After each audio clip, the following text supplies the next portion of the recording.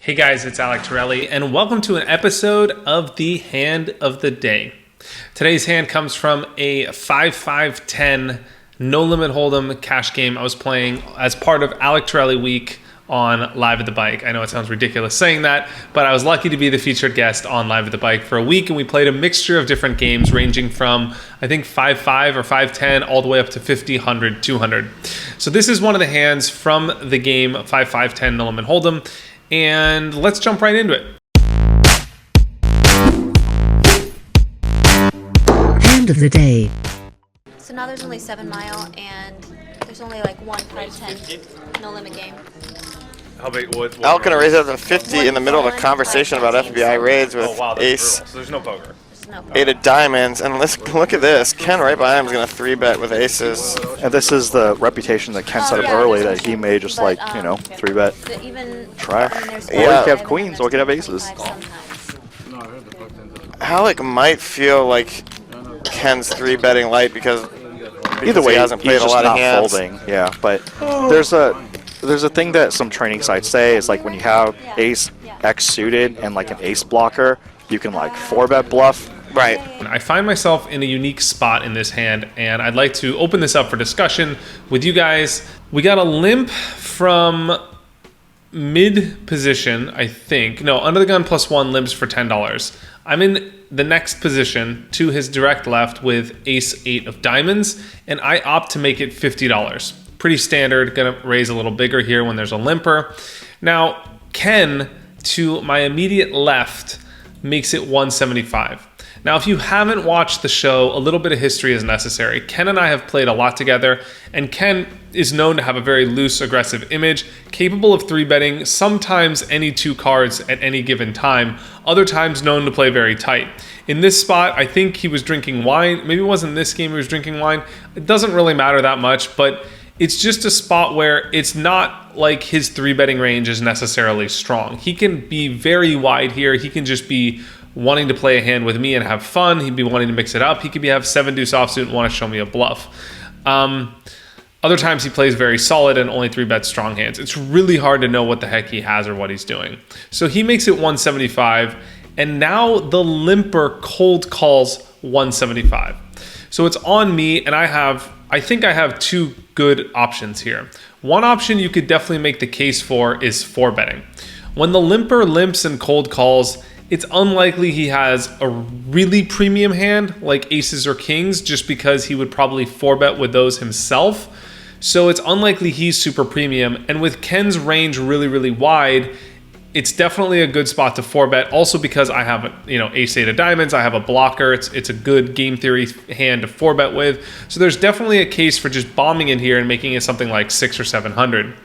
The case against 4-betting, and I kind of want to give you guys both sides so that you can weigh the options yourself when you're in a similar spot to this. The reasons against 4-betting is, first and foremost, if someone jams on me, I basically fold out my equity. I have to fold the hand and I can't see the flop.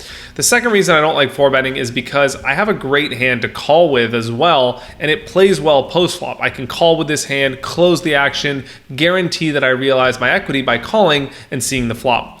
The last reason I don't like 4-betting is while the limp cold caller doesn't necessarily have aces or kings, it's unlikely he has a hand as weak as king-queen, which is what he has, and more likely he has something like ace-queen suited, 10s or jacks. Probably those hands, if he limp called a 3-bet cold pre-flop, just limp called 175, he's probably not going to fold if I make it 5 or 600. So I'm going to have to either go really big and risk a lot of money and still not know whether he's going to fold, and still not know where I'm at post-flop. So I ended up opting just to kind of call here because I thought, you know what, I'm going to have to risk a lot of money pre-flop. I don't really know where I'm at. I don't know how Ken is playing, if he's playing loose and crazy, or if he's playing super tight and has aces. I want to just call. I'm confident in my game post-flop, and I like playing flops with people, seeing flops, and playing post-flop from there. I opt to call, and we go 3 ways to the flop. It's a rare spot. It's not something it's like you'd be encouraged to do. So Flop comes a 9 to 6, 7 of diamonds. Alec's gonna flop backdoor flush and a straight draw here. Ken still good with his aces. Alec's not gonna disappear off 1 bet here. for sure. Oh, really? Ken bets 390.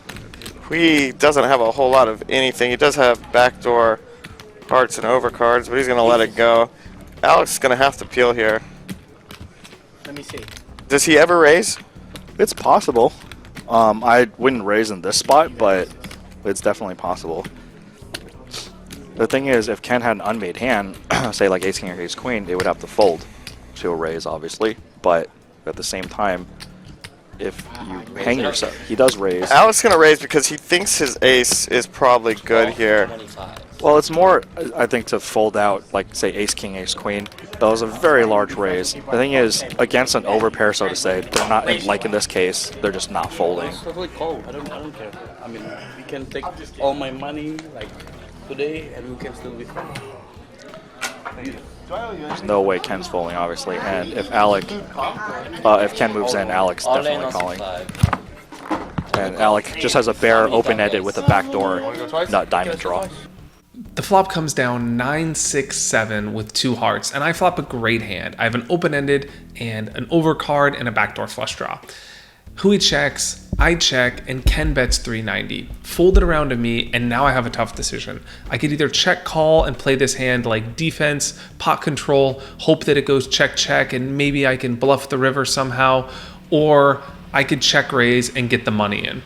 Now in this spot, I just think that against a player like Ken, my whole thing was he's so likely to have air or a hand that he might fold that I think a check raise has merit. Against another player whose range is way narrower, both their range for 3-betting preflop and their range for betting the flop is narrower, I think that makes it more likely that they either have a hand that flopped a lot of equity or they have an overpair and they're going to go with it. So I'm probably not going to check raise that type of opponent just because I'm likely to get the money in, and then I'm going to get the money in as a slight underdog. But against a player like Ken, who can have like a random hand like a 7 or a 9 that he's going to bet fold, or just air like ace king or ace queen that he's going to bet fold, and he's going to c-bet here probably a little more often than another player would, which makes him tough to play against, I think a check raise has merit. I'm going to get him off something like ace king, ace queen. I'm going to get him off a 9. I might get him off an overpair some of the time, and it puts him in a tough spot. The other reason I like check raising here is even if he has something like kings, I ran the numbers on this and I still have 45% equity. So unless he has aces or a set, I'm going to be in a great spot when I get not a great spot. It's a great spot for me to check raise, and I'm not going to be in a bad spot when the money gets in. I'm only in a bad spot against aces because my ace isn't live, but if he has kings, I could win with a backdoor flush draw. I could win with an ace. I could win with running eights. I could win with a straight draw. So there's a lot of cards that I have that can help me win this pot. And so when you combine the leverage that I can put on him by check raising and the fact that I have a ton of outs, I just decided to go for a check raise here. Since any check raise on my part is sort of committing, since I'm never going to really make it like 900 and then fold to a jam, and also because I really want to put him in a tough spot and I want him to make a big fold knowing that I'm committed to the pot, I opted to check raise bigger to something like 1200. If I make it 800 here or 900 in a small like min check raise, he might think that I have bluffs in my range, and if he has something like jacks, which I want him to fold, or a 9, he might decide to jam with that hand, whereas if I make it bigger, he might fold that hand and then opt to allow me to win the pot. So I opted to make it 1200. Ken hemmed and hawed for a minute and ended up jamming.